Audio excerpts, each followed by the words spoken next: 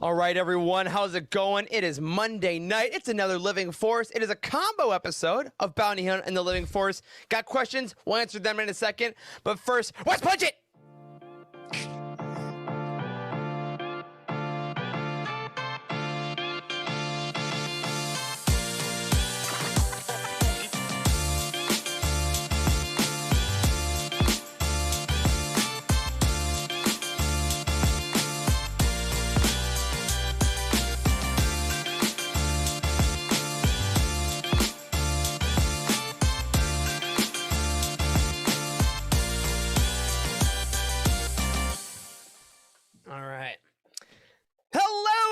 Welcome into the Living Force, a UTD Network podcast. Tonight, all about the Bad Batch.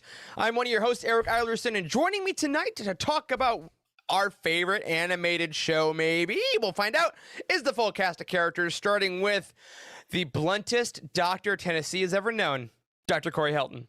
The bluntest? That's the word you're pretty blunt as a doctor. Blunt. I do live right next to Bluntville. I kid you not. That is the name of a city literally like 5 minutes away from here. Not Rad, man, yeah. What's up? What's up? What's up? What's up? We're here. Let's talk about Bounty Hunt. Let's do it. Woo! You are here. Who is also here? The mayor of Bluntville himself. That's not true. Dr. Charles Hankel. Hey, dude. I don't know how to respond to that. I guess wearing there a are no beanie, rules so tonight. I guess there are no rules tonight because this is kind of Bounty Hunt. When we do Bounty Hunt, there's no rules. So welcome everybody. Welcome to hell. hell. You got back there. That's true. There's no rules. The only rule is that everyone must stand at attention and pledge allegiance to the magnificence of Wes Jenkins. I pledge allegiance all to you the West. bad batches. Corey, shut up during my intro. Jesus. Welcome everyone to the Living Force / a nice bounty hunt diversion. And Eric, take it away. All right, I will. I shall. Hey, everyone. So as we're saying, Bounty Hunt, if you're unfamiliar, is our extra show that we have on this channel and other podcast feeds where we talk about the animated shows. And tonight, because the Bad Batch Season 1 just ended, our main show is going to be basically an episode of that.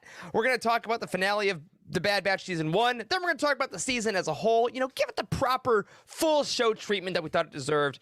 But before that, a couple things. First off, the weirdest thing happened this week, my friends. You may know that most of us at UTD met 3 years ago. Oh my God, we're going to talk about this? Yes, we are, because what we found out in our company Slack this week, we were just chatting about something.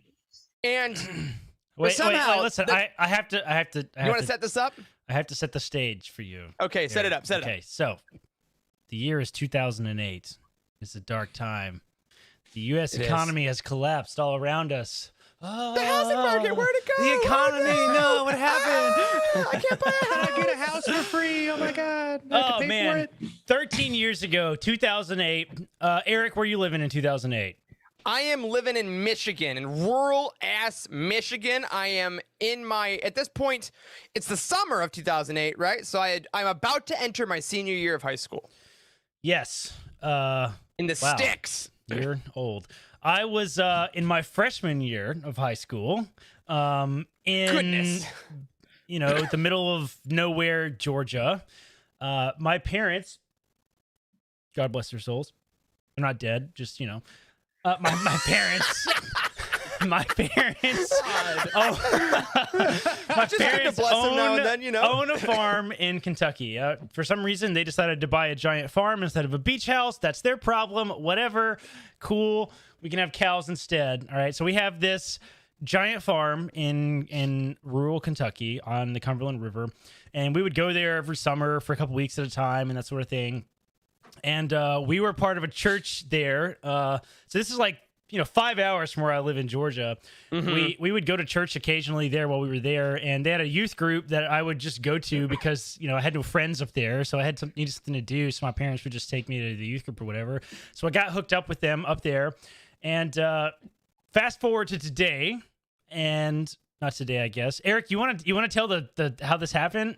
Yeah. So you were there at this point in 2008 to set the stakes on my end. I am so into Christian rock. It is the only thing I listen to. It is all the shirts I have, all my Carry On CDs, everything on my Zune is Christian Rock, because I had a Zune. I was that guy. Wow. A Zune. And I heard about this music festival in Kentucky. It was called the Ichthus Music Festival.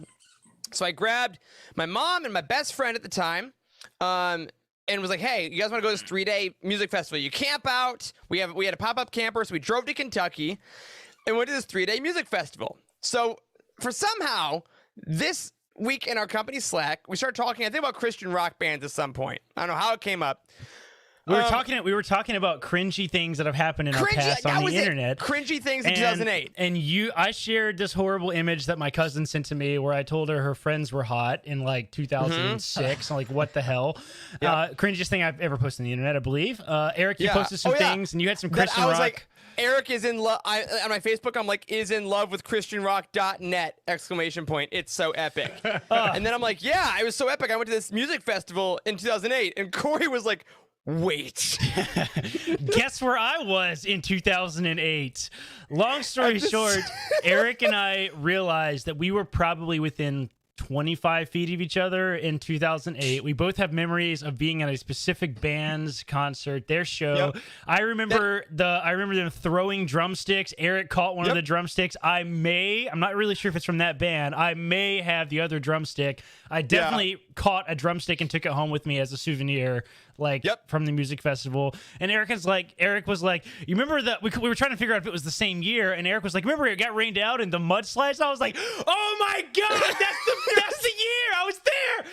Crazy. 13 years ago, and then we put up some pictures of us with just the worst hair ever. My God. At that time. So, long story short, fun fact for your audience: we did meet each other 3 years ago, but maybe we actually met 13 years ago. Do you guys realize if you reunite those drumsticks, lightning may strike and the sky may part? Are y'all going to touch might be it. Drumsticks? Absolutely never. We probably should not do that because we may get struck by lightning on the spot, just because that we don't happened. like that. It's wood. They don't conduct electricity. You're fine. I know, that's true. By far wait, that's not true. Wood definitely conducts electricity. By far the craziest thing that's ever happened. Wildest coincidence. Wildest coincidence ever. In Slack. Craziest thing ever.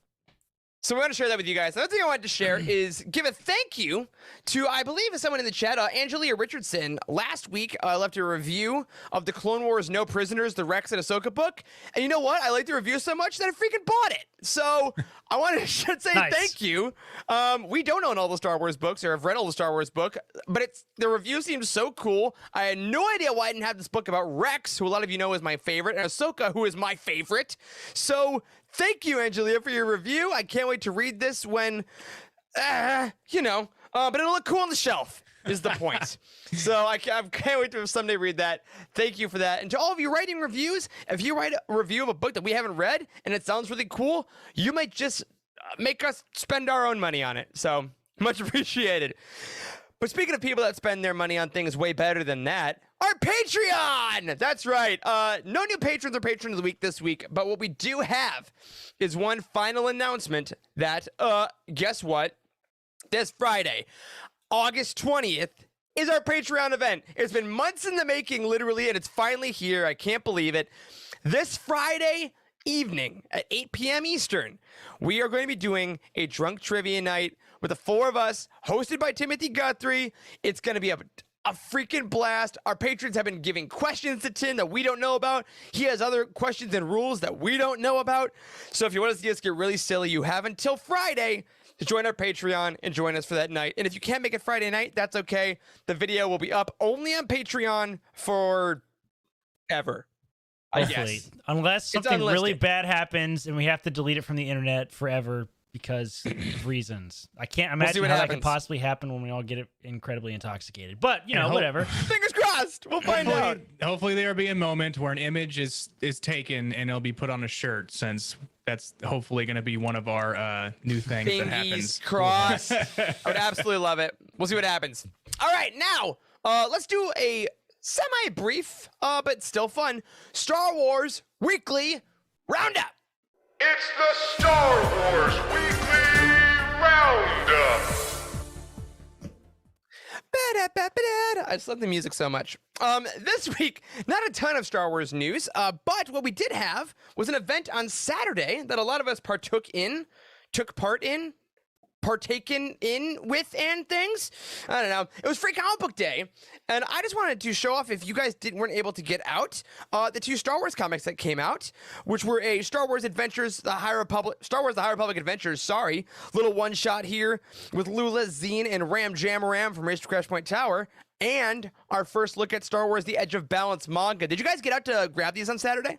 I did indeed, and I got a couple other things too, and spent like $50 on comic books at the store, because that's what you do on Free Comic Book Day. They got you. Yeah, I love Free Comic Book Day. It's been a while since I've been in a comic book shop. Shout out to Alley Cat Comics in Chicago, where I went. I can walk to it from my place. They were very nice. I bought a giant $50 hardcover that I've been meaning to get. Wow. But I also wanted to just show, in case you guys haven't seen, just real quick, a preview of The Edge of Balance, if you didn't get to pick it up. Because, oh my gosh, this art is so fun. This is Mr. Master, Stellan Gios. Look at that hair. man. Look how angry he looks in that bottom corner. He is. He's like, "Ugh, there's been an accident in hyperspace." I don't know why I went there, but that's kind of what he sounded like. Like Arnold. And I wanted to show y'all, this is, if you didn't get the High Republic Adventures version, then I don't think you're going to get it. But check out this double-page spread they have from the Rising Storm. Bada boom! Wow. Look at that! Whoa, that looks sick. Look at Ty Yorick on a Sandval. Nice. One of my absolute favorite art pieces. But just a shout out to Free Comic Book Day for featuring some High Republic. Yeah. Which is like, Yeah, that's super so cool. Super It's a rad. national event. So I love that happened. And also go support your local comic book stores if you can. I know a lot of people like me read Star Wars comics digitally, but if you need to pick some stuff up, go check out your LCS. They need your business. Someone else that maybe doesn't need your business because they got all your business is Out of Print Tees, because this past week, maybe you were lucky enough to be online at a certain time on Tuesday, because as seen next to me here, the Thrawn Ascendancy Greater Good out of print version went on sale last Tuesday, and y'all, it sold out in officially 7 minutes.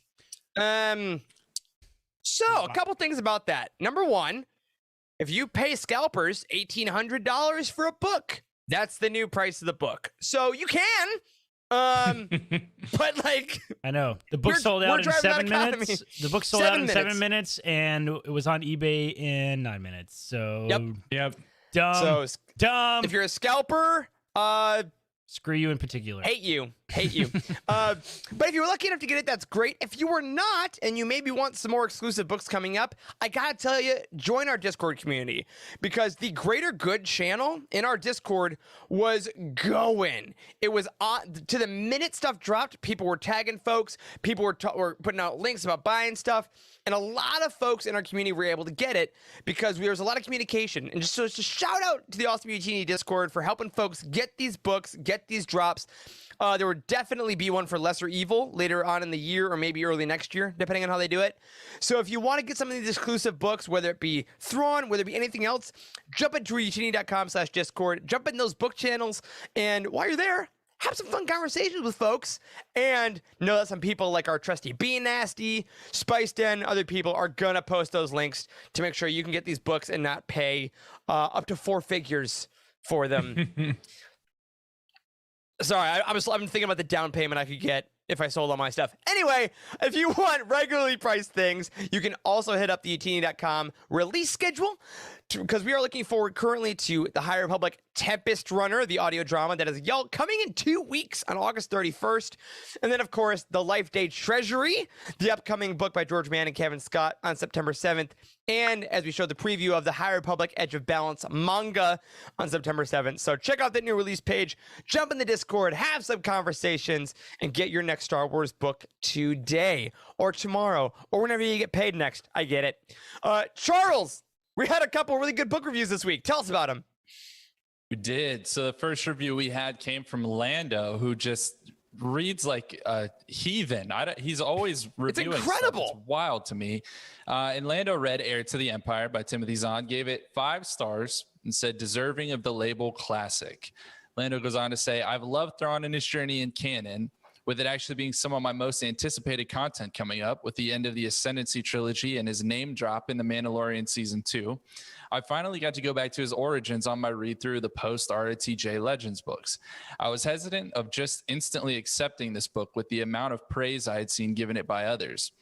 I figured perhaps it was a case of rose-colored glasses in hindsight, where the book would be seen much better than it is because of nostalgia, which is something I often ponder about the OT movies until I rewatch them and realize that they really are just great. Being my first time reading these books, I wouldn't have the nostalgia to sway my opinion, but man, after the first 2 to 3 chapters, I knew I was in for a ride. Thrawn felt the same in this book as he does in canon, which is a testament to Zahn's writing and personal connection to the character. Another testament to his skill is just how well he was able to conjure atmospheres that I genuinely felt while reading. Anytime the Nogri or Rook were in the page, I had an eerie feeling of creepiness and discomfort with their unknownness. Thrawn felt more than the villainous version we see of him in Rebels, whereas the canon books paint him with his own POV as a more heroic character. But every time he spoke or appeared, it felt like a natural appearance and action for his character. There's so much more I could say that's already been said, but I will add my voice to the massive chorus singing Zahn and this book's praises.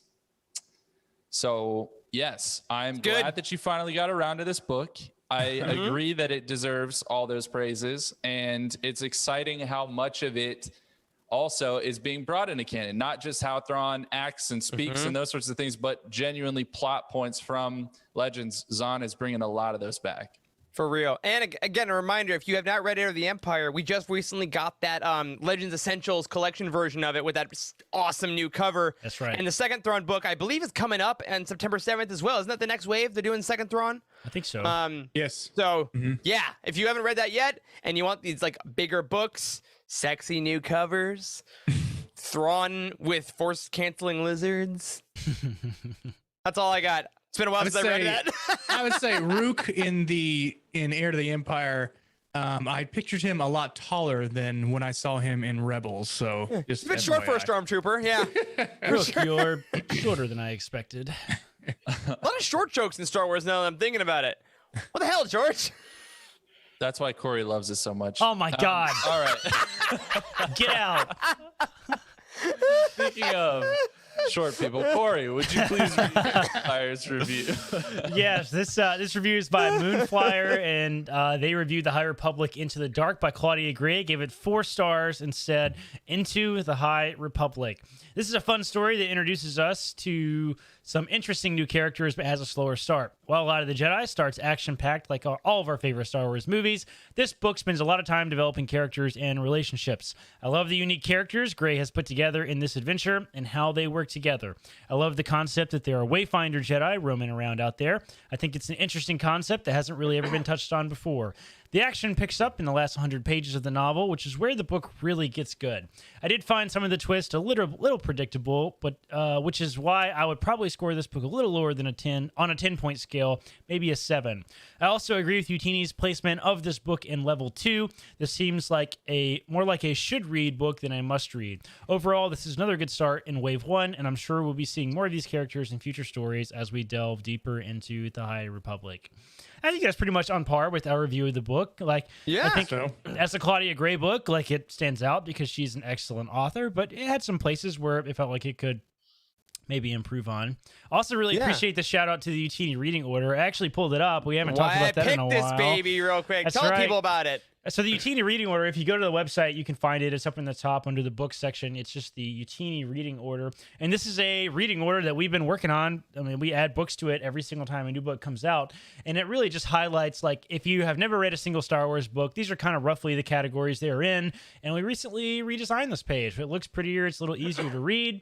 And it has like a nice little breakdown of what we consider like not necessarily the absolute best content that's ever been created, but kind of like the order in which you should consider reading it. If you're going to read it, like just starting at the beginning and need to read something, then, I think our Utini reading order is a pretty good breakdown of how that goes. And Moonflyer specifically was talking about the different categories, because the tier 1 is the ones you absolutely have to read. You must read them. Level 2 is like the should read. You shouldn't skip these are good, but maybe read all the tier 1 books first. Yeah. So I was like, oh, that's really cool. I love those shout outs. And also another thing about Moonflyer's review that I liked was talking about the characters in Into the Dark coming back. They absolutely have a lot of the crew of the the vessel, there it is, of the crew of the vessel, Leox, Affy, Geode, of course, are now showing up in the High Republic Adventures comic. Again, one of the reasons we love the High Republic so much is that they're going between every medium all the time. We're getting our favorites in comics, in books, and audio dramas very soon. So if you happen to read in the High Republic Adventures and you want to see what Geode looks like in person, you can do that. It exists. So thank you to the two of you for your reviews. And again, if you want your review on this show, look up your book on utini.com, add a star rating and your own review at the bottom of the page, and maybe we will read it on this show. And of course, if you're like Angelia, maybe you'll leave a review that makes me buy my next Star Wars book and rearrange all of my shelves. So thank you for that 2 hours of my time I won't get back. All right, now, we would usually do a merch head now, but as we said, this is a bit of a different show, because now we are going to go to Bounty Hunt.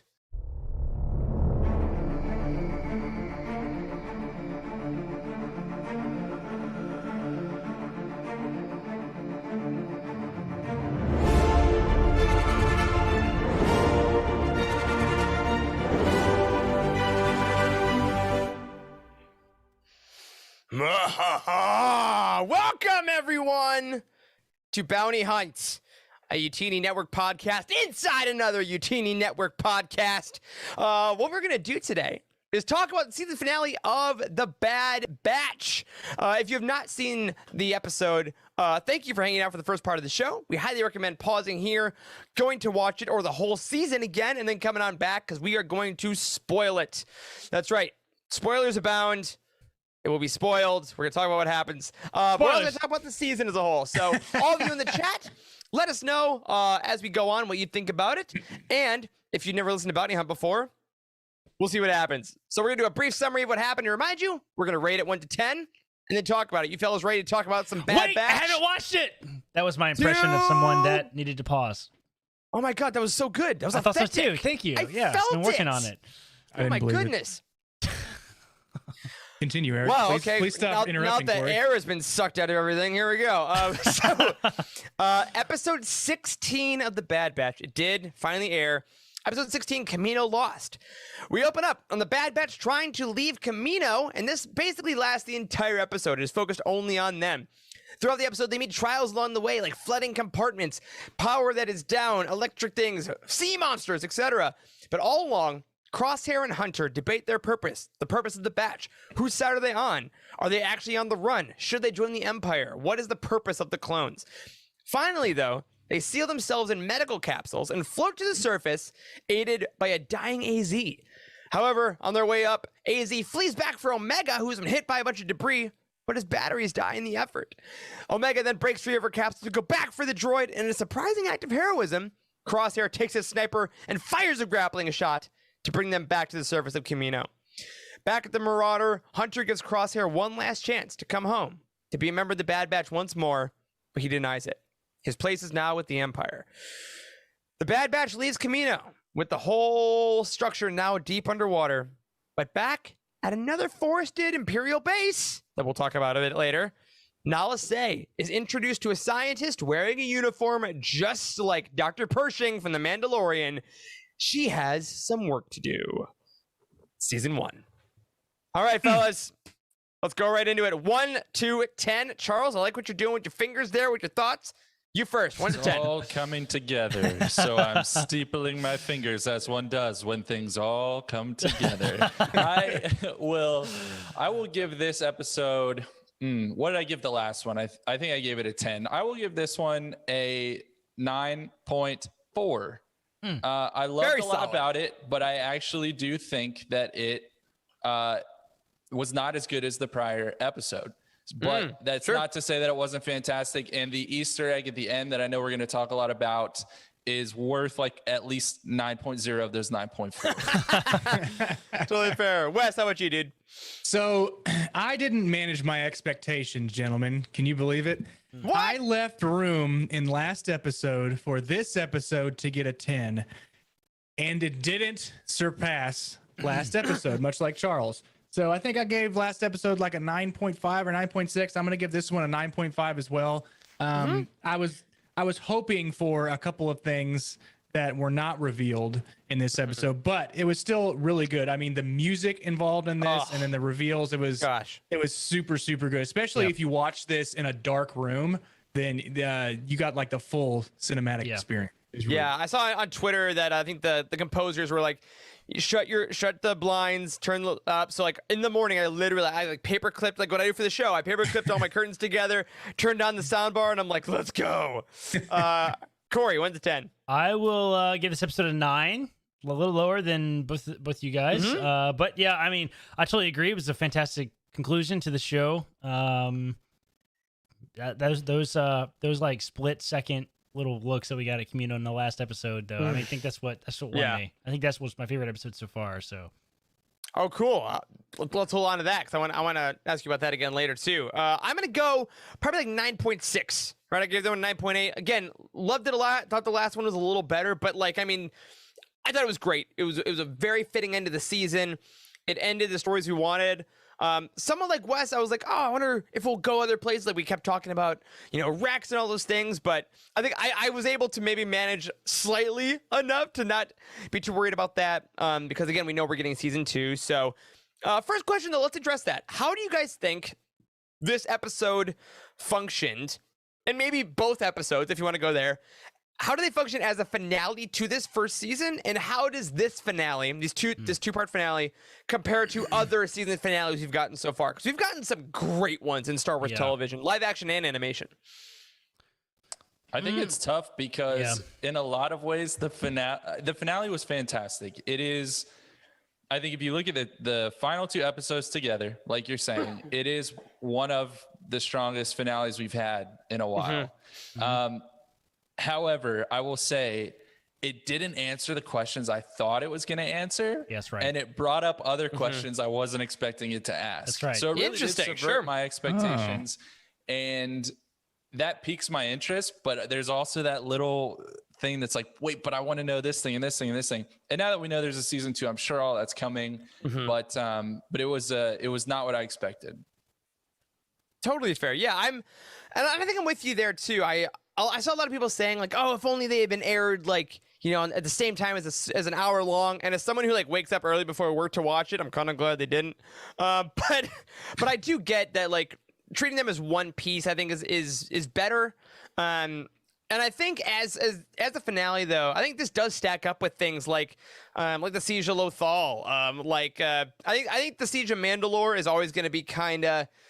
I mean, it's 4 parts. It's a movie. Like it's kind of unfair. The very last episode and in the final moment. Back. Yeah, right. It was brought back. It was 7 seasons. Like, oh my gosh. Like, how can you so that's kind of possibly almost top unfair, that? But it's like this was absolutely at least on par with like the Mandalorian finales. I thought it was just solid. I thought it was a nice balance of focusing on the batch, the characters that existed, while still hearkening back to the nostalgia of Kamino, of that kind of stuff. I feel like the climax of the finale was in the first part, though, right? Like, I don't really feel like the climax was like the sort of odd filler of jumping in tubes to float to the surface and losing the droid that was only introduced a couple, episodes earlier. Like, I mean, like those flashes of Kamino being destroyed, that very well could have been the end of the season, and all of us would have been like, our faces are melting off. Like, I mean, totally. And I'm not really sure why they went there, to be honest. Like that sort of seems odd. They felt the need to sort of conclude things the way they did a little bit. Maybe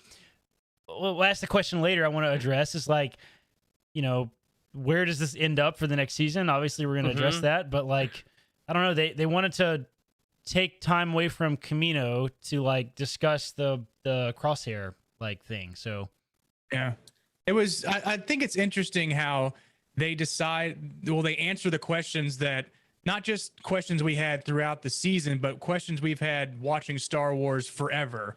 Like, since we're all prequel kids, we're just like, what happened to Kamino? And we got that answer. Yeah. Like and they've been doing that with Rebels. They've been doing that with, say, The Mandalorian. So they've been answering these long time Star Wars questions that we've been asking. But we haven't seen that. They've been retconned, they've been talked about, but they haven't actually seen them canonized. And here we are. So And I like that. Go ahead, Charles. I was just going to say that I do think that from a character standpoint, as epic as the first part of this finale was, you kind of did need that time with the whole Bad Batch reunited and having those conversations because, you know, clearly they're not getting back together right now. Okay. It's a breakup. And if we just they are never, ever, ever getting back together. That is true. But they're drawing some really harsh lines between Crosshair and the rest of the Bad Batch. And so that's where we're headed in the next season. We're going to continue that. And it would have been just very jarring to be like, wait, like what kind of discussions were had? Like, was there any kind of reconciliation? So I do think we needed that time, but yes, it's not as exciting. I'll give you that. And I think it's interesting because I feel like usually in Star Wars storytelling, they reverse it, right? Like usually the first half is the emotional relationship stuff, and then they come to an agreement, and then just everything explodes and it's like run, and then the universal stuff happens second. And I think that in this one, like the universe consequences are Kamino. Like the universe doesn't really care about the Bad Batch yet, right? So I think that they just subverted that, and I think it was an experiment, and I think like for the most part the episodes were still very good, but I think as far as the momentum, as y'all are saying, it definitely affected that.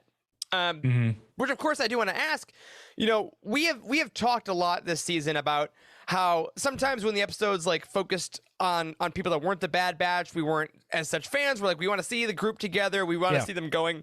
This episode was literally just it's the crew. It is linear. We're not cutting away. We're just going straight through with the Bad Batch and Omega from top to bottom. How did you guys like the fact that we finally got an episode like that? Yeah. I mean, I was a big fan. I mean, it was still suspenseful, and the fact that they were all together, and then there was, you know, a couple instances where they got separated, with the whole underwater scene was really scary and good. And I mean, I was a big fan of the whole crew being back together, particularly with Crosshair, and like how he was sort of forced to like be back in with the group was a really cool storytelling. Dug that. Yeah, like he had to do his part. I guess I'll fight with you. Survival mode. Right. Yeah. And I thought it was interesting too because like Star Wars is so good at cuts, right? Like the star wipes and like all the stuff that George always loved to do. And this one, because of the fact that it was one continuous story, like it couldn't rely on that. It was like, nope, we're just gonna slow the pacing down. We're gonna have these conversations, which was actually, I think, my favorite part of this episode. Like y'all, the Kamino stuff last episode was my favorite. It was just incredible. Whereas this episode, I thought the Hunter Crosshair continual dialogue throughout the episode was an interesting thing to do because it wasn't just one talk, right? Like Hunter was like, just because he had the line of the episode I forgot to write down, but it was like, just because we have different beliefs doesn't mean we have to be enemies. Which is also like, dude, you could just say it to the camera in 2021, you know what I mean? But dude, like that you know, understanding you does not tech, mean I agree with you from tech to Crosshair. Those two lines were like cut you to the core. Sure. Yeah. Like I could say that about a lot of my friends growing up. Yeah, man. I mean, it's real life. And I think that, you know, do you think though, I mean, we'll talk about real world in a second, but for Star Wars or the Batch themselves, do you think both those things are actually true? Like, do you think that there is a possibility where now Crosshair doesn't have to be their enemy? Or, like, do you think that they actually do understand Crosshair as much as they say they do? Or is there still a barrier? Yeah.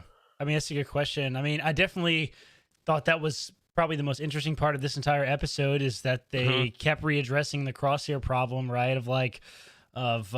You know, Omega had moments with Crosshair, like Tech had a couple lines, like they really even Wrecker had a line or two, and like, I mean, it was just continually through the episode. Like, I don't know, I think it works. And you know, is Hunter going to be the big? I mean, I'm sorry, is Crosshair going to be the big bad next season? I don't know. I mean, I don't see how they can move forward without them being enemies. I don't see how that's possible unless he just goes off on his own. But he seems like he wants to be in the Empire, so yeah. I mean, they had different ideologies, so they want different things, but I don't know. I don't see Crosshair as the big bad in the next season. Yeah, but I think it's tough. I think it's tough though because if we could just leave it at the conversations they had, no, I don't think Crosshair wants to be their enemy at this point in time. Remember, he was the one really driving that. Like, right. He was the one going to Rampart and being like, listen, I'm going to take these guys out. Let me go to this planet because I heard they're there. All of that was him. He's not going to be doing that at this point. But if we are introducing more ideas with Nala Se and cloning, and Nala Se is the one that made the Bad Batch, and they're clearly trying to become better at cloning, how is the Empire not going to be going after some of the most unique clones that have ever been made? So I think we're going to see the same I don't know, idea of Bad Batch and the Empire being enemies, and we're going to see Crosshair, I think, unfortunately put in the middle. He's not going to be driving it anymore, but he's still going to be in that position. Right, and I think it's an interesting thing, and I think it makes that the most, I guess, relatable thing to the modern world, right? It's like, I think a lot of people over the last few years have really found this with a lot of friendships or families or whatever it may be, that like, okay, we're different, but now some people are like, cool, if you see the person you love joining like the Empire, like they're literally hunting them. And then at this point, there's literally, like in Star Wars, it's like literally, they're going to kill us. And you're saying that that's fine. You know, how far can you really reconcile? And I think how they handle that will be really interesting in season 2, because I think they've done it in a marvelously careful, subtle way that still keeps Star Wars going while still making it really important. And I'm really excited to see. I agree, Wes. I don't think Crosshair will be the big bad. I think, though, you're right, Corey and Charles, like, we can't let go of that storyline. Like, that's got to be throughout. And maybe, but there is the idea that, hey, if people saying they want to murder your friends with cannons isn't your breaking point, what is your breaking point? Right. Listen, because the chip is gone. The chip is gone. They confirmed that again. That's true.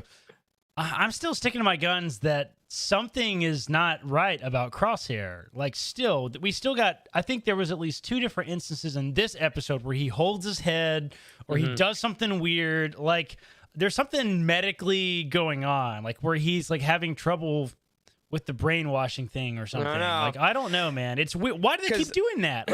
Like, does he just have headaches all the time? And like, they took time to animate that? Like, why did they take the time to animate it? There was an interview on StarWars.com this week with Jennifer Corbett and Brad Rao, I think, the 2 heads of the Bad Batch, that said, like, no, the chip is gone. Like, oh, they really said that. Reconfirming that the chip. Yeah. Was it today? Yeah.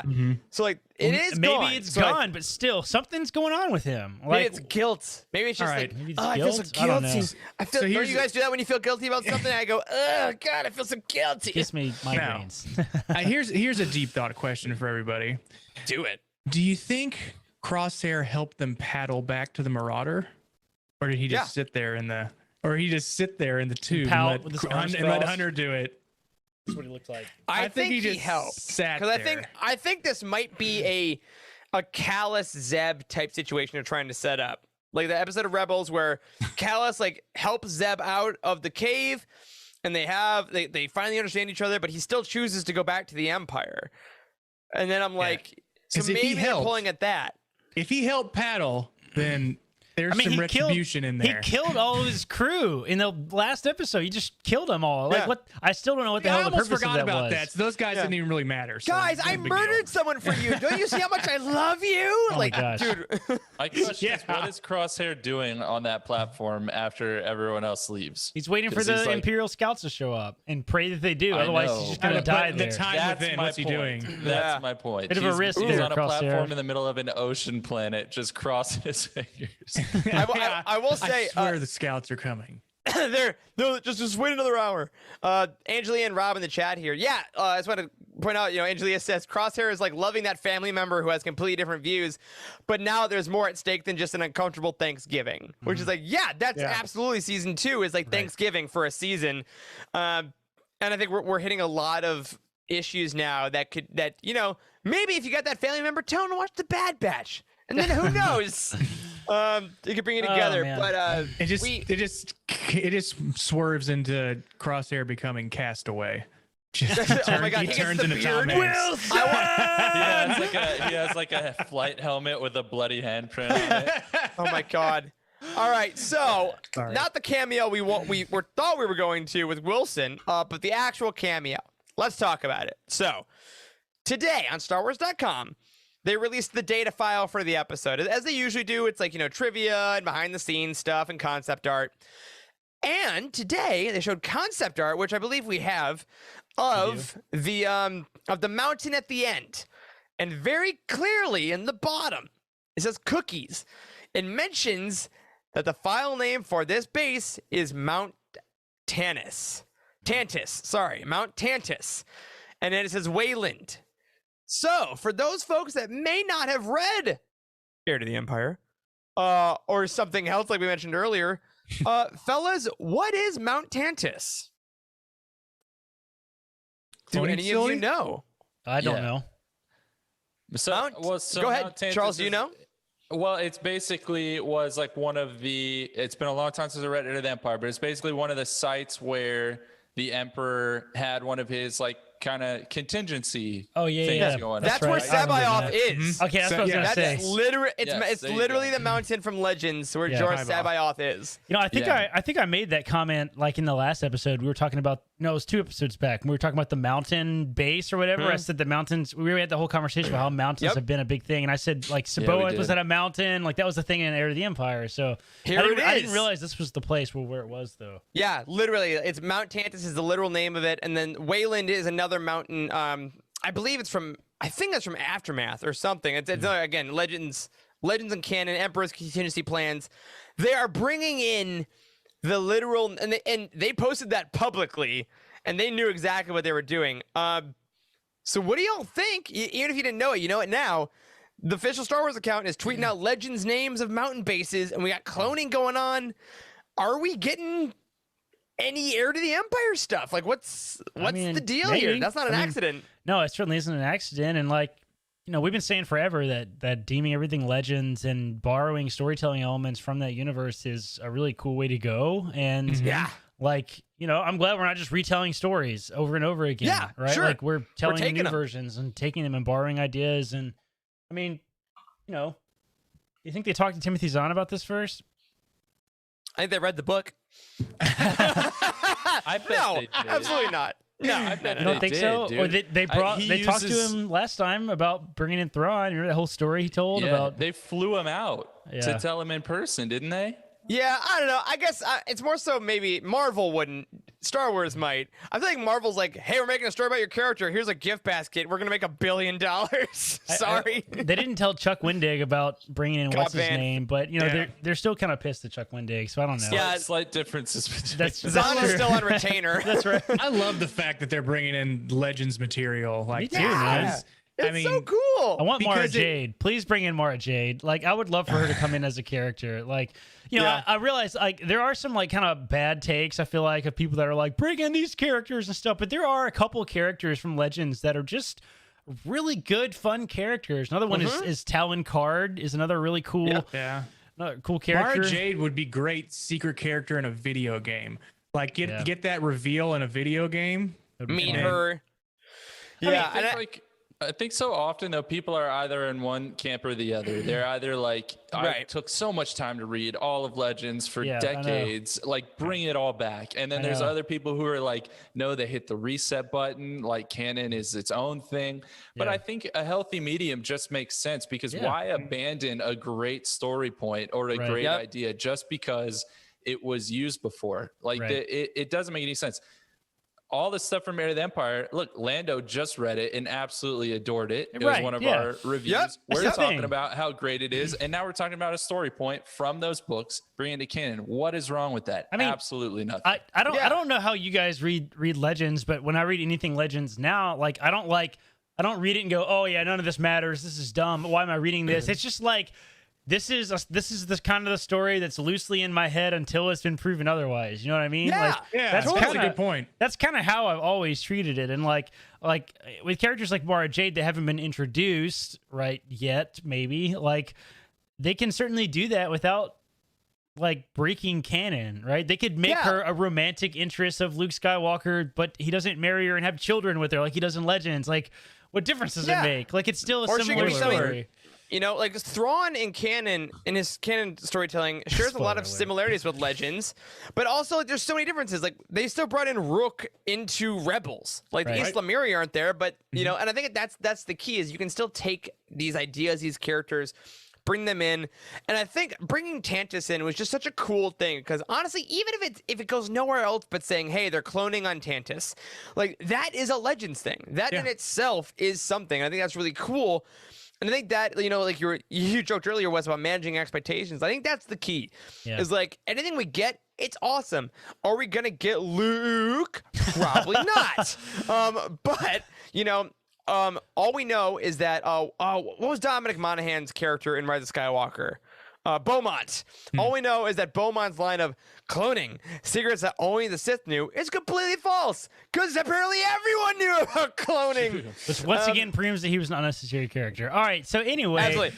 But I do love, though, at the end of this episode, it's so funny. I've seen all these, like, did you guys catch it? That the Doctor was wearing the same outfit as Pershing? I'm like, oh, you mean the entire point of the design of the character? Yes, I caught it.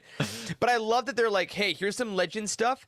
Here's some canon stuff. Here's some Mandalorian stuff. Here's some prequel stuff. Like, it's just such a great ending stinger because they can go anywhere now. And now let's jump to that point of it, guys. We saw where we ended with the. Okay, now it's not jump. Let's go back on the diving board. Let's go back. Back on the diving board. I'm not off yet. I caught on like Luke Skywalker with my hands, and I'm going to jump back up. Yes. West PR2. Who do you think did the best R2? Vote in our poll. Oh, God. I totally lost my train of thought. Damn it. No. Oh, what was I going to say? No, if you need to think. I have something to say. All right, I want to say this. I think it's incredibly fun that all these things seem to be linking together. You're bringing up the Mandalorian, you're bringing up all these things that seem to be coming together. But the people who are catching the majority of these things and who actually have connections to a lot of these things are the people in our community, like the people who are reading the books, including Heir to the Empire, which came out in 1990, whatever. Like the people who have these connections, and if you don't, you can still go back and make these connections. But the people who read the books and the comics, dude, they are the Star Wars fans to be right now, y'all. Like we are having a great time. I know it's so cool. fun. Really good point. It's so cool to be a Star Wars reader. Like it is. We're getting it all. We're getting it all. It's ridiculous. I like how my friends will watch the show and they're like, yeah, did you catch the last episode of the Bad Batch? And I'm like, yeah, I saw it. It was really good. Did you see the end about Mount Tantus and about how that's connected to Legends? And they're like, what? I'm like, shut up, nerd, get out of here. You don't know a damn thing about Star Wars. Let's talk about something else. You know Luke Skywalker, but you don't know Mount Tantus. Filthy casual. Yeah. God, there's no gatekeeping. So, I remember the point that I was going to make. Everyone shut up. Yes. What was it again? I'm just kidding. No, so I think it's pretty. I was going to say, I think it's.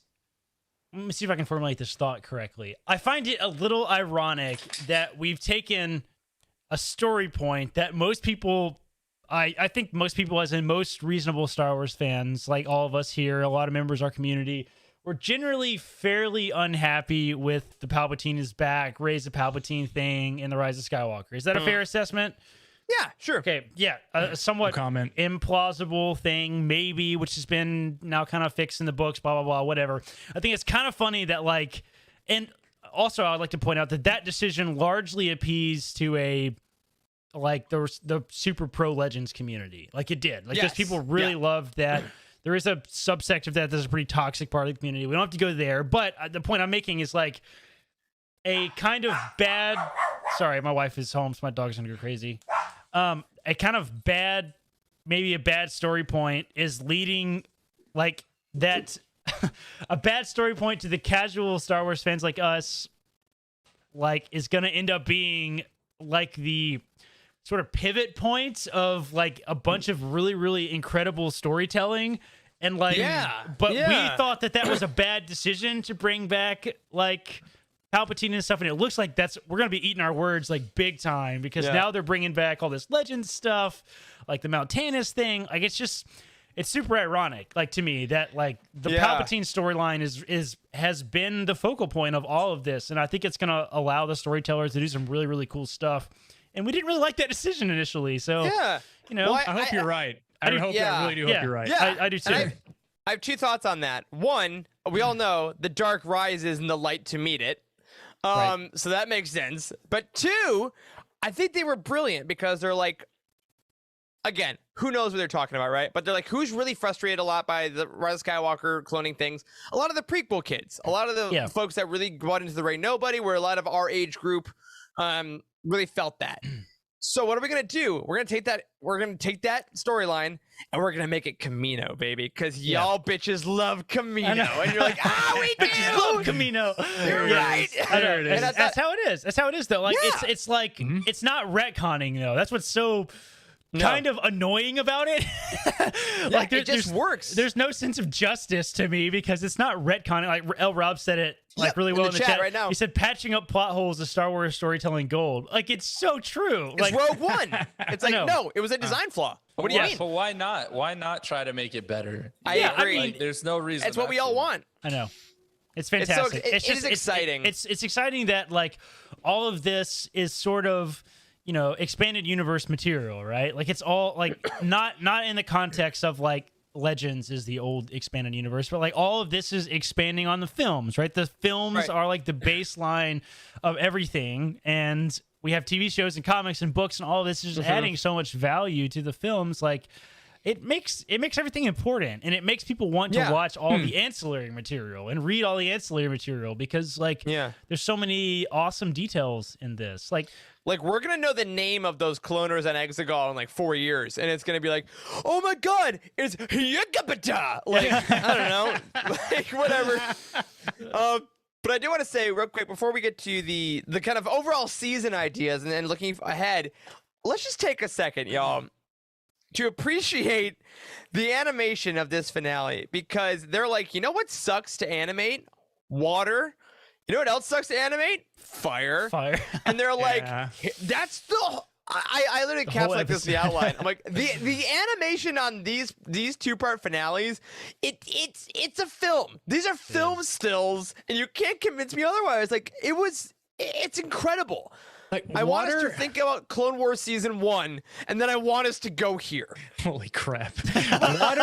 Water is the hardest thing to render or to actually create on a graphic. So like your graphics card in your computer or your laptop or whatever is, if you play a video game that's like around water, most of that processing power is going to the water to show the waves and to make it look realistic. You know, it's incredibly painstaking for those like animators and then the graphic artists to put that in there. So having this whole episode, or at least past 2 episodes, I guess, solely around that water and making it look lifelike was great. It was amazing. I loved it. When they're in it's the whole like when Omega's like diving down trying to save so that's the end when she's inside the ship trying to save Crosshair, right? Like she goes underwater and then she comes out and her hair is all flat because it's wet, and there's like there's like ray tracing on her face because of all the reflections from the water. It's like, bro, the animation, it's mind-blowing. Like, and it's incredible that like it does this weird thing to the eye that is like it's obviously animation, but there is like a ton of realism, like photorealism with it. Like it's just fascinating. It's not the Uncanny Valley. You know what Charles, it reminds me of? Raya and the Last Dragon. It's like it is. I'm gonna say the animation is not as good as Raya and the Last Dragon. That's the best animation I've ever seen. But that's fair. If you really want to be impressed, go watch Raya and the Last Dragon. I gotta be honest with you guys though. As much as I agree with you, I could not see 95% of this finale. Dude, I close your blinds. I had to rewatch Look at those blinds behind you. Get some curtains, you uncultured swine. My God. I do need some curtains, but like I listened to most of this episode. It was still very enjoyable. Did you watch it with subtitles at least? Just black screen with white text on it. That was the majority of the action. Exactly. What is this, some Game of Thrones stuff right now? Yeah, it was a very dark episode. It was a very dark episode. It was, like visually speaking. Yeah, okay. Real talk. Someone needs to have a conversation with the Star Wars animators and creators about dark TV episodes, because we had this problem in Mandalorian also. Like the entire episode, like in season 1, where there was the bounty hunter fight with Fennec Shan and like that random like young Han Solo character guy. Oh God, he sucked, dude. Yeah, that entire episode was you couldn't see the whole damn thing. Like I couldn't see a single thing in that episode. And I watched it on like an older plasma screen, which like handles blacks like really, really black, and like. I turned the brightness all the way up, and I couldn't see shit in the whole episode. So I mean, they need to sell Star Wars branded blackout curtains that are like Disney Plus exclusives. That like if you want to see everything. Why do they still make plasma TVs, Corey? I don't think so. It's super. It's the one in my bedroom. I have a nice TV in my living room, but I have an older plasma screen in the bedroom I've had for ages, and like it's super old. But still, like, why are we still making super dark TV? What's the motive behind that? Because like Looks nobody. rad. The only people it looks rad to are the editors that are in a pitch black room that are editing it with like blue light glasses on. Like nobody else can enjoy it. Like also, by the way, I can say these are you guys may not know. I'm wearing new glasses today. I ordered these are new frames because they got blue light blockers on them. You just reminded me. Anyway, nice. But for audio listeners. The Star Wars creators also need. They know how to make a hell of an underwater monster, right? Oh, like, yeah. you see the size of that thing. Do you even know what it was called? Did y'all even see what it was called? It was in the concept art. I totally missed it. Okay, I didn't see what But it was see, called. it's in those moments that the darkness is a good thing because I like that Jaws basically feeling. It, like you never fully visualize the monster. Like that's cooler to me. I don't know. Did I tell you guys what I want my next birthday to be? Because you know how like during the pandemic a lot of movie theaters started being like, hey, if you pay us no anyway, you know I just started saying that you can rent out a movie theater and play whatever movie you want for like a fee. My goal is to find one that'll do that with streaming, and I want to rent out a movie theater with me and some friends and just watch the Siege of Mandalore in a movie theater with like all because they got all dark, all blacks, and maybe I'll watch this episode because Charles, come over to Chicago and I'll show you what this episode looks like. I feel like it's a very attainable goal, and you should aim higher. Pretty sure you can convince a movie theater to do that. We'll see what happens. All right. So other than the darkness, so also the animation, I think one of the reasons we keep bringing it up on our bounty hunt shows and stuff is just to make sure kind of that we don't get too used to it. You know what I mean? Like I kind of never want to be at a point where I'm like, ugh, that water reflection could have been better. Like I kind of want to remember where we came from. Yeah. Clone Wars season 1, baby. That's all you have to say ever. And everybody's just like, ugh. Clone Wars season 1. Gina Tartakovsky. No, Clone Wars season 1, the water would have been like the copy paste, like same wave, and they would all like break at the same moment, like in all the old sports video games where everyone in the stands up and cheers with the same animation at the same moment. Oh my god! Or like the cyberpunk glitch that Corey found, where everyone runs from the grenade on the bridge. Yes, exactly. Fantastic.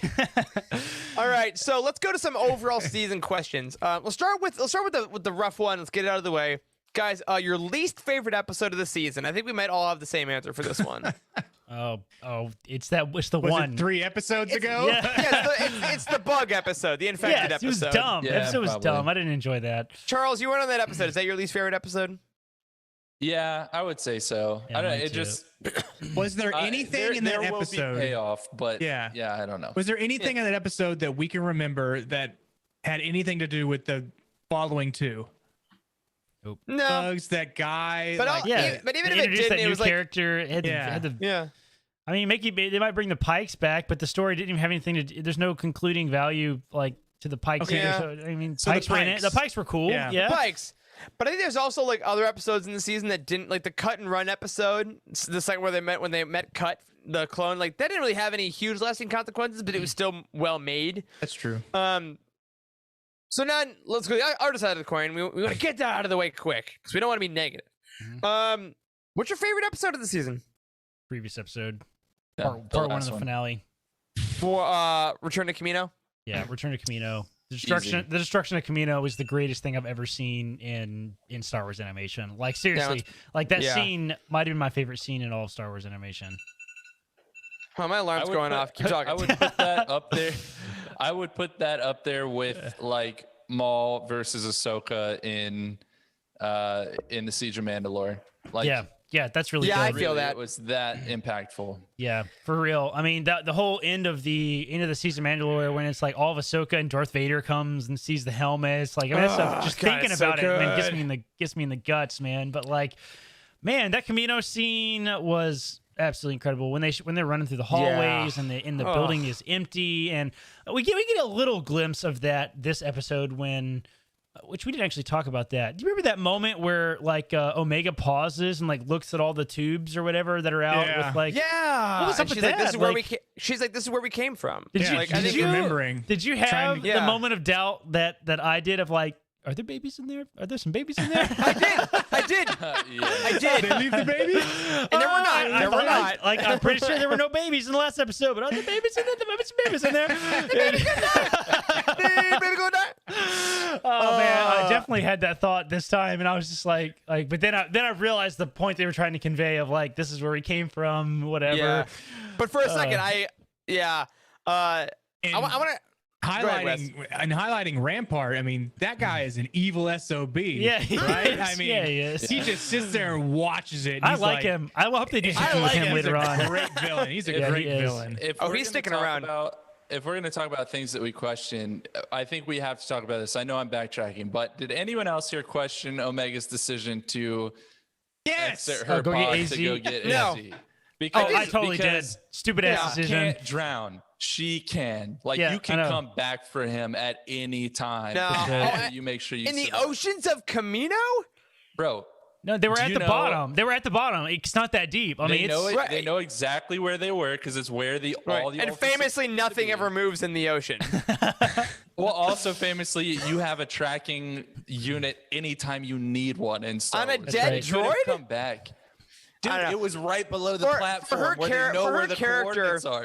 For They her can find character, it. I thought it fit perfectly. Okay, 'Cause fine. I think It fit perfectly, I but agree with listen, that. the I don't problem question shouldn't that. be that she left the tube to go get the droid. The problem you should have with the scene is that freaking Crosshair blindly shot into like 100 feet of ocean to hit the droid with his freaking harpoon dart gun. He like, accounted man. for. are you he accounted shitting for me? the Like, no, refraction. like that It's was a ridiculous. superpower. It's It's okay. a I superpower. don't care that it's his superpower. Like the whole scene before that is like, I can't see anything. It's so dark. They made a whole scene out of that, and like, superpower. Charles said he agree. accounted for I the agree. light refraction on the water.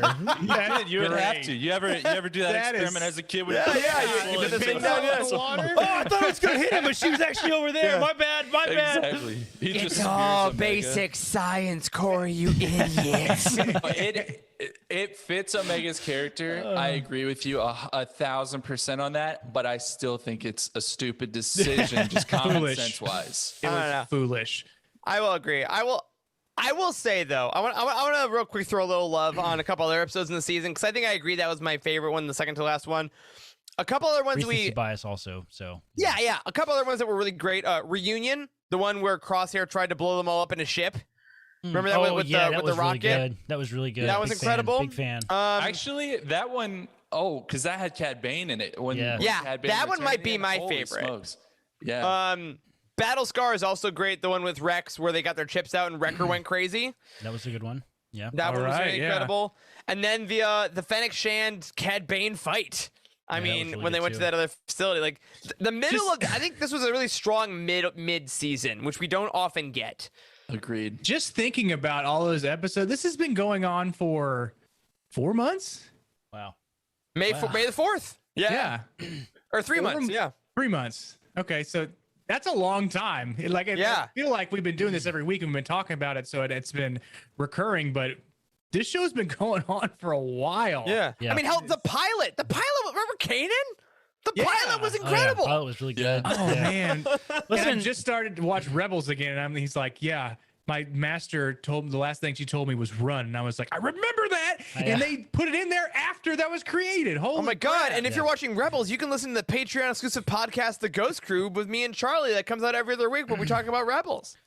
you know, Hey, since plug we're your show. Plug your show, Eric. I plugged it, man. It's a great time. We're in season 3. Been plugged. since we're talking about kind of favorites, Eric, you have this poster. I don't know if you want to show this later on or like at the end or whatever. But Oh, like, no, go for it. Go for yeah, it. so we have this poster pulled up and ready to go, and like this has a lot of the characters that were shown in the episode, and like It's such a or good in the poster. season. Do you guys have a favorite like new character? Because we got a lot of new characters. that were new introduced. character. Yeah, we have Rampart. So, like, we it's got Rex. animated Fennec Shand. We got that. What was that clone's name that we really like with the sick blue armor? Hauser? Yeah, Captain Hauser, or whatever, Doogie. Commander Hauser, Doogie Hauser. Yeah. Yeah, you know that guy. What happened to him? What do y'all think happened to him? Who was the clone on the bridge that was in the new armor that was like Torch? No. Scorch, right? Oh yeah, Scorch. that's right. It was Scorch. And also at the very end of this episode, we didn't talk about that. The scientist was escorted by commandos. Like all commandos, yeah. They were all all- commandos, which was very interesting. So the Empire is abandoning like clone troopers, but maybe not commandos. I don't know. It's very that was pretty cool. But, I'll to answer your question, I think I'll say the easy answer for me is Omega. I think she's one of the most successful new animation characters we've had in a while. I really loved her. easy answer?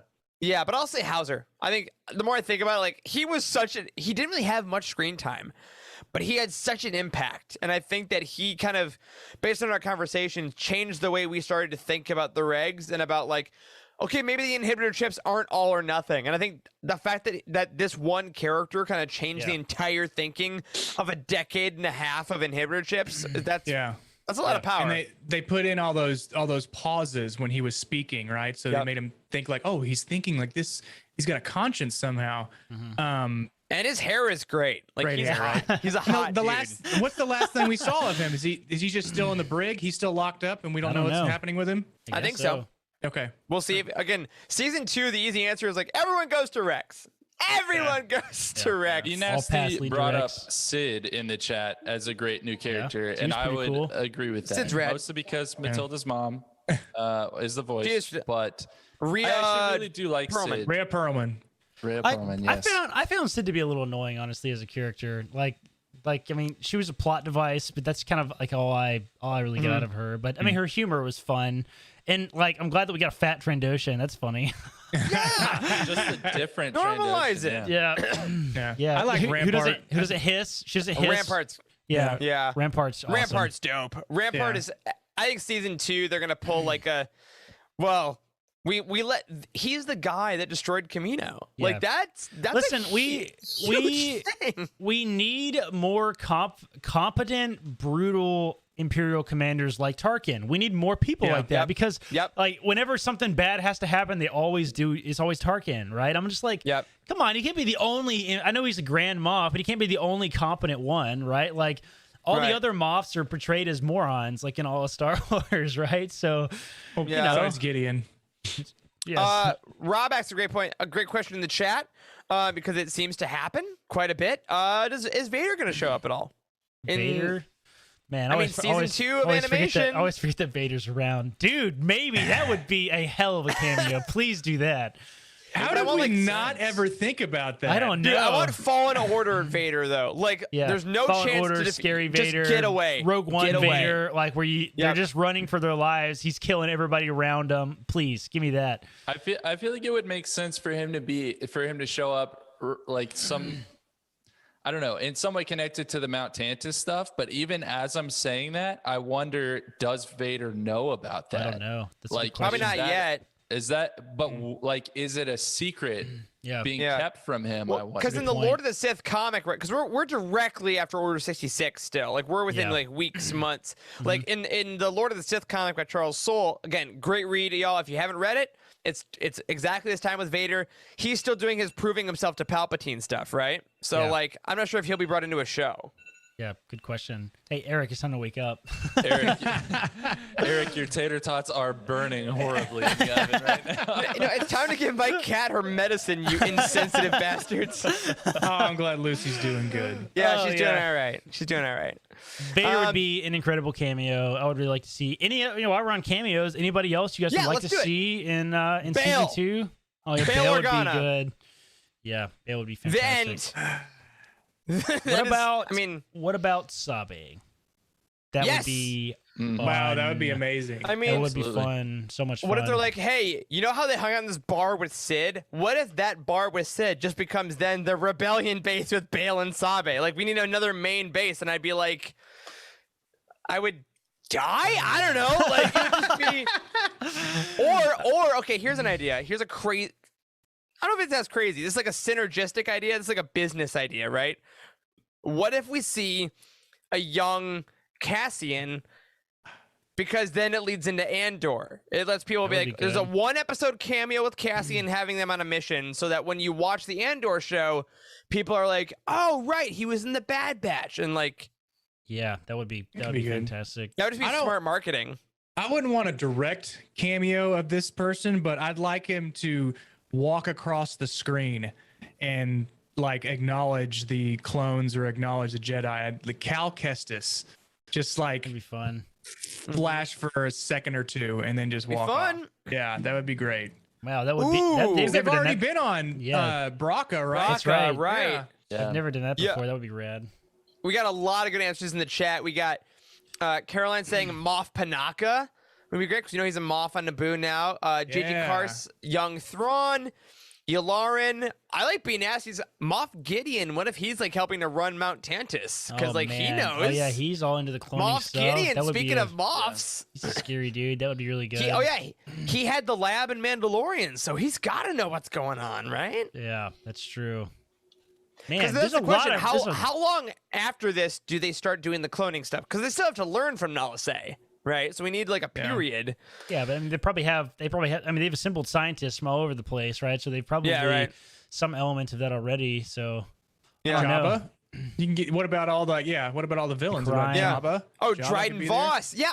God, there's so many really good Star Wars characters that have no stories yet. Oh my God, please, I love Star Wars. It's really good. This era is so rich. This era is so rich for it's untouched, man. In canon, the gap between the gap of Rohan canon, the gap between like the beginning of Rebels and Order 66 is flipping massive, and there's so much content there. Like it's like year. Yes. How old is Luke in Rebels? Like 19. I do a podcast about this. In Rebels? In Rebels? No, he's a child. Sorry. I don't know. He's a little boy. He's probably 6. He's probably 6 years old. What's the date of that? Do you know what the date of Rebels is?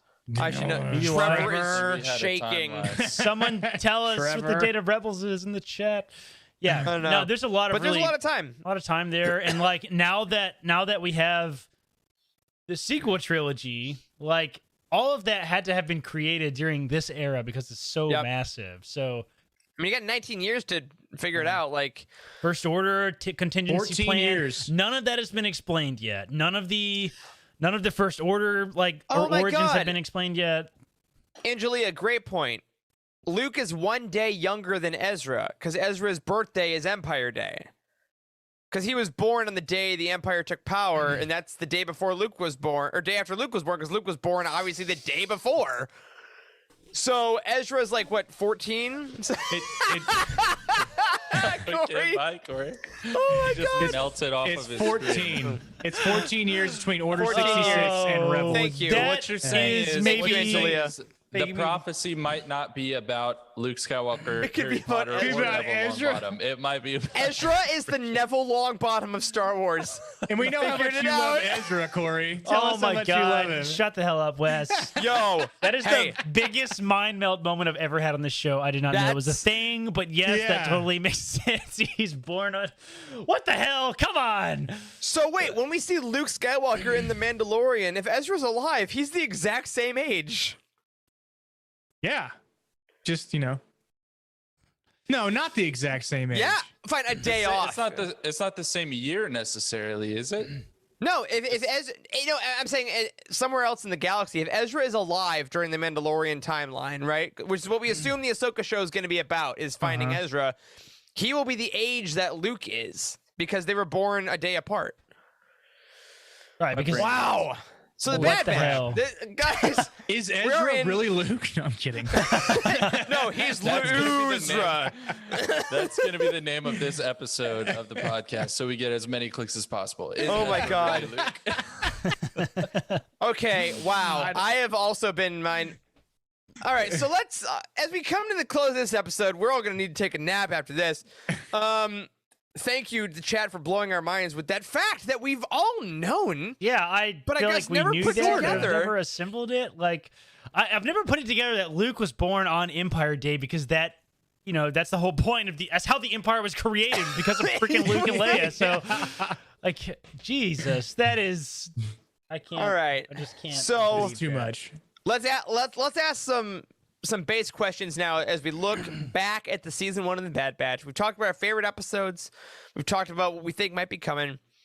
How does the Bad Batch rank in comparison to season 1 of other shows? Let's add the Mandalorian in here. All the Star Wars TV shows we've gotten so far, we're not a huge fan of ranking, comparing at Utini. Like, read what you want, watch what you want. But for the sake of content, what do you guys think? We said very high praises early on. Yeah. I mean, realistically, I think this is a really challenging conversation to have because it's not like we're comparing apples and oranges. We're like comparing apples to like pineapples, bookshelves, video cards, video cards. Yeah, it's like they're not even in the same category, right? I mean, Mandalorian is the first live action Star Wars TV show in freaking 48 years or some shit, right? So like, I mean, I don't know if you can really compare like that, like, but as a concept, we can go animation if we want. As a concept, is it the strongest season 1 of any Star Wars thing that's ever been created? I think there's a case to be had for that. For real. I think there is. Sorry, go ahead. I was just to say, animated, yes. I would rank season 1 of Bad Batch, though, below Mandalorian. I would agree with that. But interestingly enough, and this may change with time, I would say that the Bad Batch is below Rebels and the Clone Wars in terms of how much I enjoy it overall at this point. But obviously, we only have one season versus season 1. That's a good point. Or you know, 7. we're lying to ourselves if we don't think season 1 of Clone Wars is ass, though. So let's just let's just get that out there. So you know, plugging Eric's show. Star Wars Rebels, I think I would put that slightly above the Bad Batch, but I'm putting the Mandalorian as number 1. It's great. I mean, that's what brought in all the casual fans. That's what brought in people who've never seen Star Wars. That's a good point. Like, and open the door to live action TV. That was that's why I'm saying it's like comparing apples to bookshelves or video cards, because it's like the Mandalorian was a gigantic experiment, and like if that had failed, I don't think they would have announced 10 new Star Wars TV shows like 3 months later. I mean, I don't know if it's fair to compare them, really. But you know what the Mandalorian is like? True. Like the Mandalorian gate. We talked about this in the Rising Storm roundtable. The Mandalorian is kind of like Light of the Jedi for me. Is that even if other things quality is the same, the feeling of watching that first episode of Mando is like the feeling of reading those first chapters of Light of the Jedi. Yeah. Is like, oh my God, they're doing it, and oh my God, it's good. Right. You didn't know what to expect. There's nothing else quite like it. I think the Mandalorian is the most intense, impactful first episode of a thing, possibly since A New Hope. Yeah, you could really. I mean, I think the first episode of Mandalorian hit me harder than the opening of Force Awakens did, personally, because seeing the the little helmet thing with the music and stuff. Yeah, that thing, the little Disney Plus helmet animation. We're gonna get a copyright strike now now because I was so good. I literally could not hear that in my head, like seriously at all, Eric. Good try. I didn't know what you were doing. But listen, the emotional feeling I get seeing that stupid little helmet thing, it gives me those sentimental feelings I had from watching Mandalorian early in the winter when the snow on the ground. Like, it's weird, dude. It's like you smell something from your childhood and you're like, oh wow, memories. Like it's that's what it's like. It is. Time. It's a fart. Yeah. Yes, exactly. I will say, other than the fart of childhood that is the Mandalorian, I think that the Bad Batch overall, I'll agree with you guys. I think that on average, if we're to take like my general enjoyment of the first season, I think it's the strongest first season we've gotten so far. Like, I love Clone Wars. I love Rebels. Similarly, Charles, those are in my heart now because we've gotten more seasons with them. We've gotten more time with those characters. And after 4 to 7 seasons of Bad Batch, who knows? But like, I think just as far as it had way less misses, than I think some of the other shows have had, and I think that it's really encouraging. We had one episode we disliked out of 16, which is incredible. I mean, like I think as a whole, and we all remember season 7 being like phenomenal of Clone Wars, but the only reason that's the case is because it's Siege of Mandalore. Like if you were to take out Siege of Mandalore or like think about the rest of the season, it's not even. The Bad Batch arc was pretty good. It was pretty good, but even that was not on the same level I think as this TV show was. I agree. I think this is better than their intro. Yeah, for sure. Like, but that's what's so encouraging about all the animation, because these shows should be getting better, right? Like they should be picking up where the last one left off. So yes, Clone Wars season 1 was super rough, but 7 was amazing. Rebels started out better than Clone Wars season 1, ended amazing. This starting out pretty darn amazing. And if we keep seeing this improvement like year to year and show to show, I mean, I don't even think that's sustainable, to be honest with you, because I feel like they are really topping out what is possible with today's technology. I don't know the first thing about that technology, but that's how it seems to me. Yeah. No, I mean, I totally agree. And it's like, I don't really understand, like, how are we going to retain all this information? There's just so much freaking content. Like, we're going to retain it with weekly podcasts. Weekly podcasts. They should make their own network for us to watch these things over and over again. I ran it real quick because you guys were like, we started here, we ended there. I also want to remind us that, like, the season 1 of Mandalorian we kept talking about, I do think we all said at the end season 2 was better because it brought us amazing things like the Darksaber. And, like...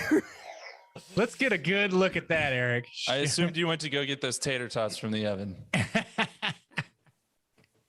And everybody's jealous. Gonna break into your home. I had to fight the mailman for it. Stop stroking your saber for 10 seconds. I can't. I paid so much money for it. I have.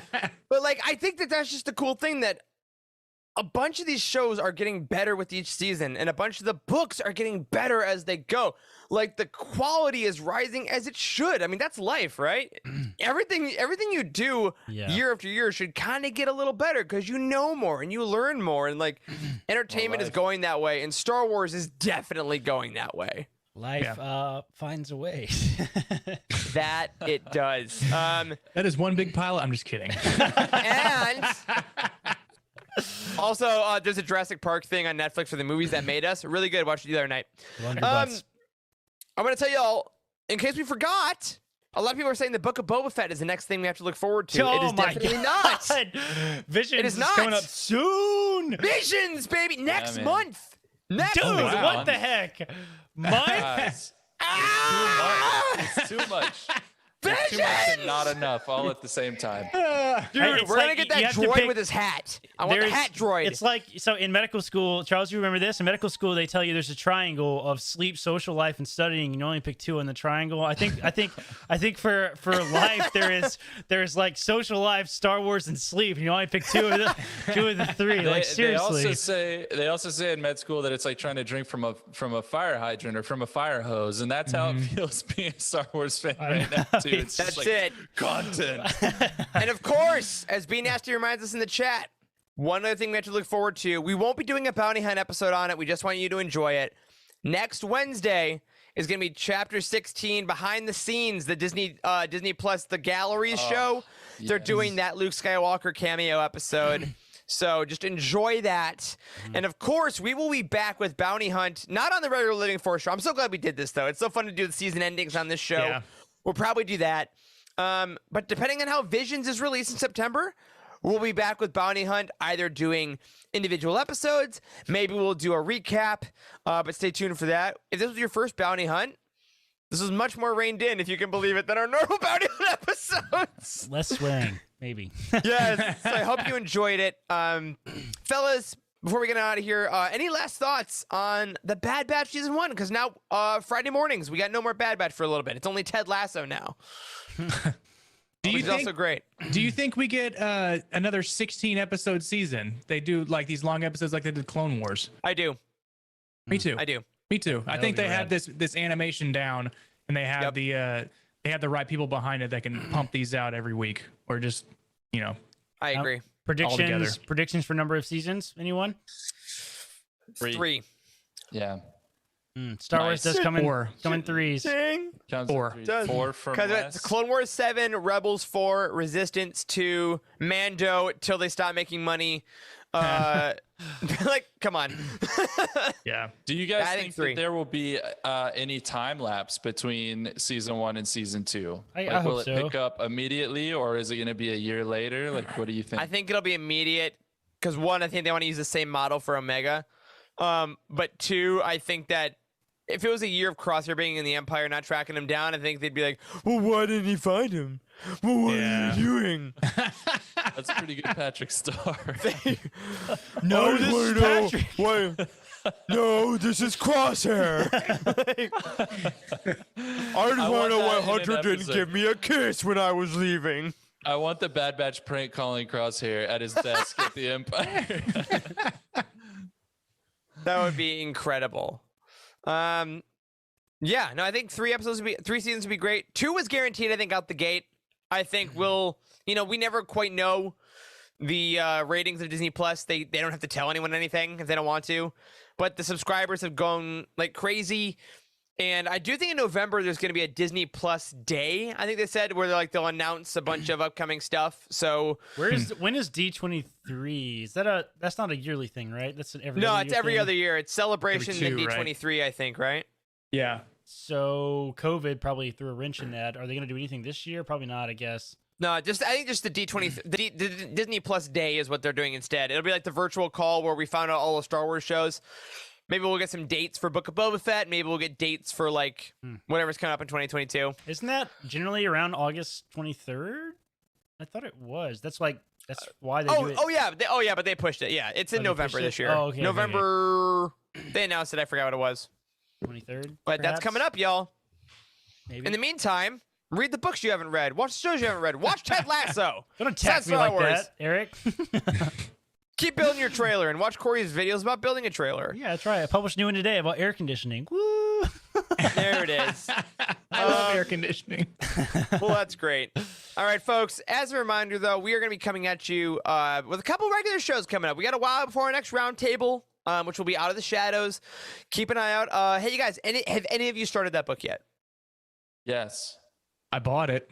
All right. I'm 200 And the audio pages in. version. All right, great. Your 2 pages? 200. Oh, I was like, you're going to have to reread those 2 pages. It's a young adults. It'll go quick. How many weeks do we got till we get the round table? It's a great question because Charles decided to drop a schedule bomb on us today, so we'll That's a good see, point. everyone. It's not a scheduled Delay, bomb. I've been delay. I telling usually you. like to Delay, start delay. 2 weeks before the round table so I can, retain Yeah. some of that information. We'll keep you all posted, but we got some fun episodes coming your way. But of course, nothing will be as fun. Last plug. As our Patreon event this Friday night. Come see the 4 of us realize we cannot drink as much as we could in our early 20s, but we're going to try anyway and answer some Star Wars trivia questions. And if you are a patron, make sure you're DMing Timothy with your last-minute questions to stump us because, come on, you're here. You're going to watch to see us get stuff wrong and be punished for it. And we can't wait. Thank you to all of you, of course, on Patreon. And thank you to all of you who weekly listen to this show, that listen to Bounty Hunt, that just hang out in the Utini community. We hope you're having a good time because we most definitely are. And we will see you next week because, my friends, that'll do it for this week's episode of Bounty Force, The Living Hunt. If you're already supporting us on Patreon, thank you again so much for that. If you're not, head over to utini.com/Patreon and join us on Friday night. A special thank you to Cheryl Bell, OK Endar, Patrick Ortiz, and Carl Stander on our Jedi High Council, and Elizabeth Cloutier, Jason Mitchell, Freddie C., and Sally and Chris Eilerson on our Alliance High Command for their amazing support. You can find us on Twitter. I'm at Eric Eilerson. Corey is at Doc Star Wars MD. Charles is at Z Henkel. And Wes is at Boss Wes. A special thank you to Matt Davenport, our amazing editor. Ryan, our graphic designer extraordinaire, who made a little something extra for Friday. And Wes, our producer and community manager. Thank you to Corey, Charles, and Wes for podcasting with me. Thank you to all of you for watching and listening. And as always, may the Force be with you. Oh, I have a fantasy draft next week.